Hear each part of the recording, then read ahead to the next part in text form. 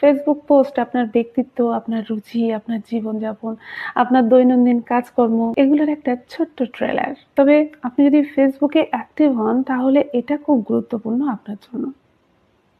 আগে কি হতো, মানুষ অফিস আদালতের দেওয়ালে বিভিন্ন নোটিশ বোর্ডে পোস্টার টাঙিয়ে দিত। আজকাল মানুষ ফেসবুক প্রোফাইলের ওয়ালে পোস্ট দেয়। আগে মানুষ ঘরের দেওয়ালে নিজের অথবা বাড়ির লোকজনের ছবি টাঙিয়ে দিত। এখন মানুষ প্রোফাইল পিকচার আপলোড করে, ফেসবুকে নিজেদের সুন্দর সুন্দর ছবিগুলো আপলোড করে, বন্ধু বান্ধব আত্মীয় স্বজন বাড়ির লোকজনেদের ছবি আপলোড করে। লোক সামাজিকতা করার জন্য অন্যের বাড়ি যেত আগে, এখন লোকজন লাইভে জয়েন করে, গ্রুপ জয়েন করে। আগে লোকজন দোকান খুলে ব্যবসা করত, এখন লোকজন অনলাইনে পেজ খুলে ব্যবসা করে। আগে যখন কারোর বাড়িতে বেড়াতে আসতো তখন দামি দামি গাড়ি, গয়না, টিভি, ফ্রিজ দেখিয়ে শো অফ করত। আর এখন লোকজন স্টোরিতে, পোস্টে শেয়ার করে। আগে লোকজন ভীষণভাবে ভাব নিত, এদেশে গিয়েছিলাম, ও দেশে গিয়েছিলাম, এই খেয়েছিলাম, সেই খেয়েছিলাম, এই রেস্টুরেন্ট, ওই রেস্টুরেন্টের ছবি পোস্ট করে। এখন মানুষ চেকিং দেয়। আগে মানুষ বাড়ি গাড়ি কিনলে বাড়ি বাড়ি গিয়ে মিষ্টি বিতরণ করত।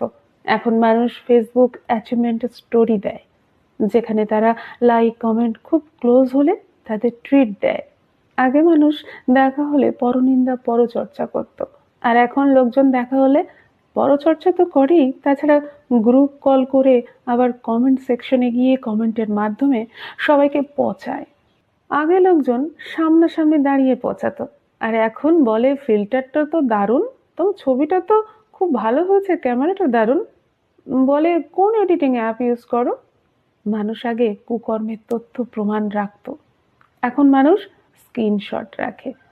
মানুষ বিয়ে বাড়িতে যাওয়ার আগে, বিভিন্ন অনুষ্ঠান বাড়িতে যাওয়ার আগে পার্লারে যেত, আর এখন বিউটি ব্লগাররা বাড়িতে চলে আসে সাজিয়ে দিতে।